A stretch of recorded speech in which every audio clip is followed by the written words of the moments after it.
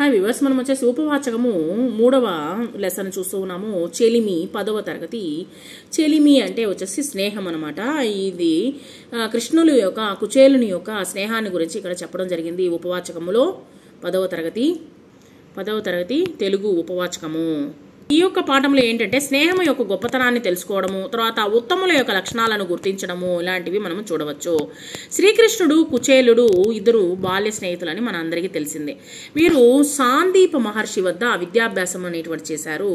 కుచేలుడు నిరుపేద బ్రాహ్మణుడు, అభిమానవంతుడు, విజ్ఞానము కలిగినటువంటి వాడు, శాంతుడు, ధర్మపరుడు. అతడు పరమ దరిద్రుడు, అంటే డబ్బు లేనటువంటి వాడనమాట. అయినా ఏనాడు ఎవరి దగ్గర ఏమీ అడగలేదు.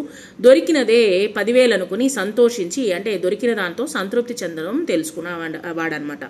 భార్యాబిడ్డలతో ఏదో విధంగా కాలం గడుపుతూ ఉన్నటువంటి ఒక వ్యక్తి. ఒకరోజు అతని పిల్లలు ఆకలికి తట్టుకోలేక అమ్మ పట్టెడ అన్నం పెట్టు అంటూ తల్లిని చుట్టుముట్టి ఏడవసాగారనమాట. అంటే ఆకలి తట్టుకోలేకపోతూ ఉన్నారనమాట. కటిక దరిద్రుడు అనమాట. ఆమె ఏమీ చేయలేక భర్తను సమీపించి, స్వామి, పిల్లలు ఆకలితో అల్లాడుతున్నారు, ఈ పేదరికాన్ని తొలగించేటువంటి ఉపాయాన్ని మీరు ఆలోచించడం లేదు అని అడిగేసరికి, శ్రీకృష్ణుడు మీ చిన్ననాటి మిత్రుడని చెప్పారు కదా, ఆ మహాత్ముడిని దయ సంపాదించి ఈ దరిద్రాన్ని నుండి మమ్మల్ని రక్షించండి అని కోరిందనమాట ఆమె కుచేలుని యొక్క భార్య. శ్రీకృష్ణుడు తన భక్తులను తప్పకుండా ఆదుకుంటాడు, బాల్య స్నేహితుడైనటువంటి మీరు కోరితే కాదంటాడా అన్నది వారి యొక్క భార్య.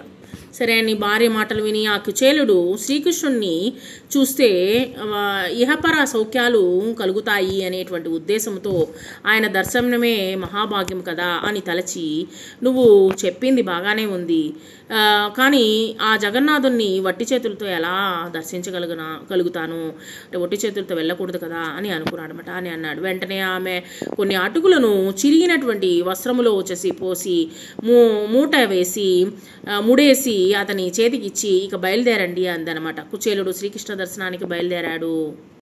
యాక్చువల్లీ మనిషికి వచ్చేసి కుచేలునికి వచ్చేసి మనసులో అనేకమైన సందేహాలు మొదలయ్యాయి. పేద బ్రాహ్మణుడు అయినటువంటి నేనెక్కడ, ద్వారకా నగరాన్ని పరిపాలించినటువంటి రాజు ఎక్కడ, కనీసము కృష్ణుడు నన్ను గుర్తుపట్టగలుగుతాడా, అయినా కృష్ణుడు మంచివాడు, అలా చేయడు, ఎన్నడూ చేయడు అనుకుంటూ అతడు ద్వారకా నగరంలోకి ప్రవేశించాడు. మణులు మాణిక్యాలతో పొదగబడినటువంటి బంగారు మేడలు చూసి సంతోషపడ్డాడు. ఒక సుందర మందిరములో మృదువైనటువంటి హంసతూలిక పాన్పుపై రుక్మిణీదేవితో వినోదిస్తూ ఉన్నటువంటి శ్రీహరిని చూశాడనమాట. చూసి శ్రీకృష్ణుడిని చూసి పులకించి దగ్గరకు వెళుతుండగా చిరిగిన పాత్ర వస్త్రము ధరించినటువంటి ఆ పేద బ్రాహ్మణుణ్ణి చూసిన వెంటనే శ్రీకృష్ణుడు వచ్చేసి సంతోషంతో ఎదురు వెళ్ళి అతన్ని కౌగులించుకొని తీసుకుని వచ్చి ఎంతో ఆదరంతో తన పాన్పుపై కూర్చోబెట్టి ఎంతో ప్రేమతో బంగారు చెంబులోని నీళ్లతో అతని పాదాలు కడిగి ఆ నీళ్లు తన శిరస్సుపై చల్లుకున్నాడనమాట. చల్లుకున్న తర్వాత పన్నీటితో స్నానం చేయించి పరిమళ గంధం పూశాడనమాట. ఎవరికి? యొక్క కుచేలునికి. శ్రమ తీరేలా విసనకర్రతో విసిరి కర్పూర తాంబూలాలు ఇచ్చి ఒక ఆవును దానముగా ఇచ్చి అప్పుడు కుశల ప్రశ్నలు వేశాడనమాట.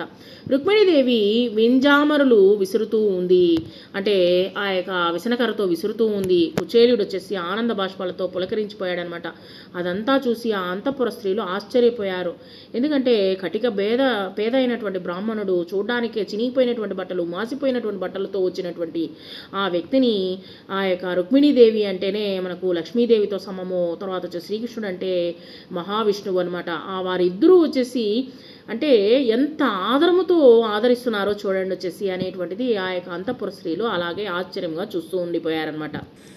చూడండి, అక్కడ ఉన్నటువంటి వాళ్ళు అనుకుంటున్నారనమాట, ఆహా, ఆ బ్రాహ్మణుడు పూర్వజన్మలో ఏం తపస్సు చేశాడో, మహాయోగులకు కూడా అందనటువంటి జగన్నాథుని యొక్క తల్పం మీద కూర్చోగలిగాడు. అంటే ఆయన పడుకునేటువంటి తల్పం పైన, అంటే తల్పం అంటే బెడ్ పైన వచ్చేసి పడక పైన ఆయన కూర్చోబెట్టి ఏ మహామునులు ఆయన కూర్చునే ఇది కావచ్చు, లేదా పడుకునేటువంటి ఇది కావచ్చు, కూర్చోబెట్టి మహామునులు కూడా ఇతనికి సాటి వస్తారు. వాసుదేవుడు అంతటి వాడు పరిచర్యలు చేశాడు, ఈ బ్రాహ్మణుడు ఎంత భాగ్యవంతుడో కదా అనుకున్నారనమాట.